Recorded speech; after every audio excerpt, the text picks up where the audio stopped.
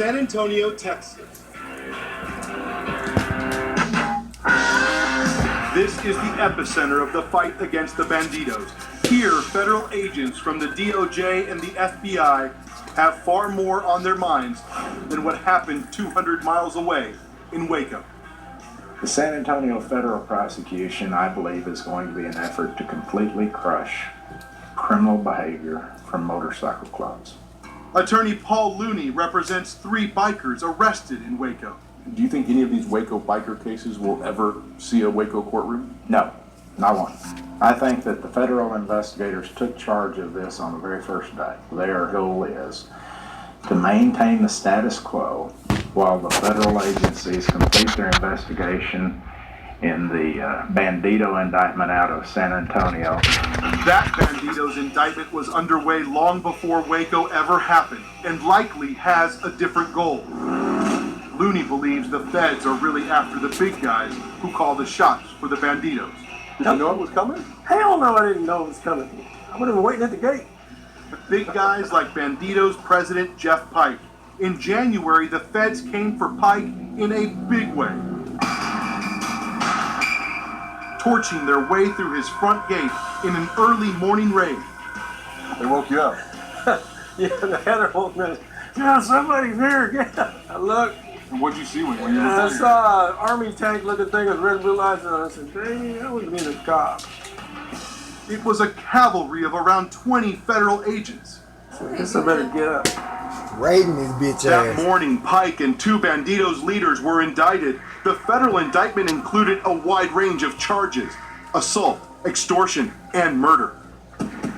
But no mention of the shootout in Waco. Pike pleaded not guilty and is out on bond awaiting trial.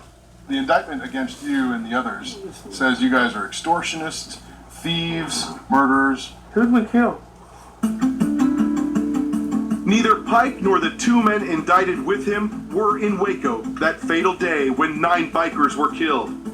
Either way, Pike says, the Bandidos didn't start it. Did the Bandidos declare war on the Cossacks? They asked me that in my interview when they arrested me, and I laughed. I said, well, how do you do that? It's an act of Congress to declare war. I said, what do we do, write them a letter or what? I mean, I don't know what they're talking about. Evidently somebody said it, but it sure wasn't me. They were there on a mission for something, and it wasn't good. Who shows up to a Twin Peaks with a piece of chain, with batons, with brass knuckles? Bandito Jake Carazel was in Waco and in the middle of the brawl. You think they came there to ambush you that day? Without a doubt. Not so, says Dean, a Cossack biker who took a bullet that day. He asked us to hide his identity. Okay, let me see here. Custer got ambushed, and all his guys died, and we had 7 people died.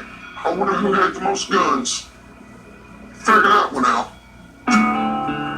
Dean says it was a Bandito who fired the first shot. Carazel says that's ridiculous. Who would be that dumb to pull out a gun and shoot 3 times when you're surrounded by 50, 60 guys? That's nonsense. We were ambushed in a war zone. What did these guys die for? Well, from right now, the way Waco looks, it almost looks like stupidity. All I can say is that pride has a lot to do with everything. Investigators continue to piece together how the melee began. The Banditos and the Cossacks point fingers at each other, but have come together over one thing. Both clubs blame the police for escalating the violence and for killing some of their brothers. Do you think police overreacted that day? I think they underreacted.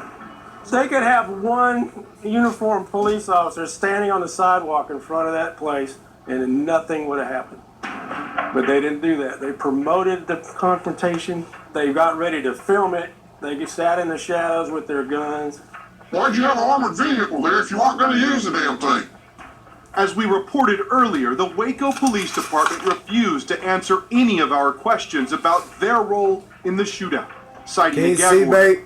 But former ATF agent Matthew Horace says there was little the cops could do.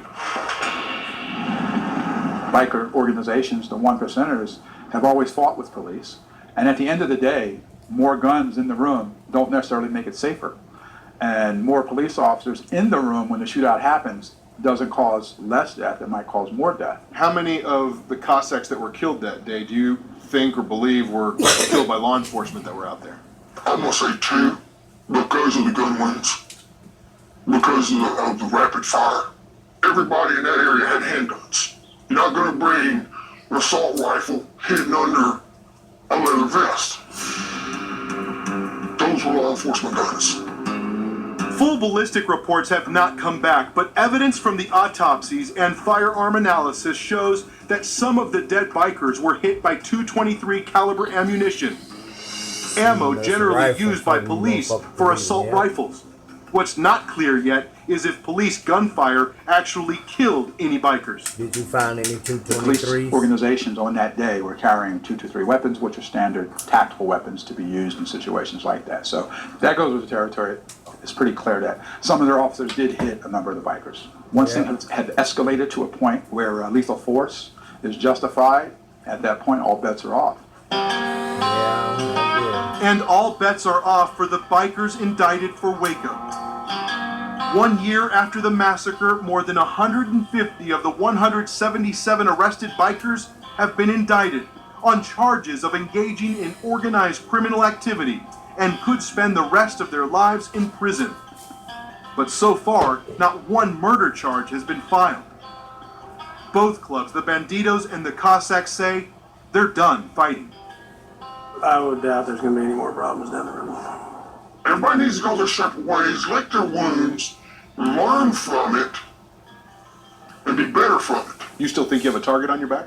I do. Why is that? For some people, this isn't over. Is it worth it to remain a Cossack and Yes. deal with all that? Yes. For the brotherhood, for the family. We're a motorcycle club. We want to be left alone. We just want to ride and ride in Texas. That's where we're from. So this is your Harley. Well, one of them, yeah. Jeff Pike, for the time being, says he's officially stepped down as El Presidente of the Bandidos.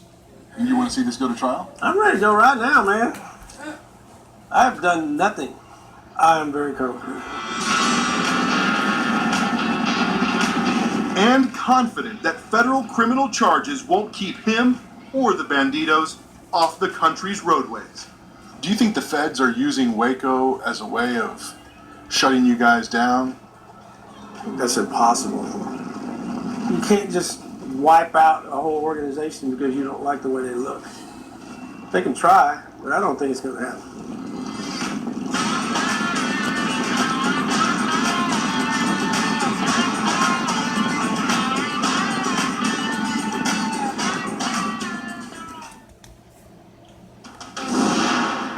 What is the worst thing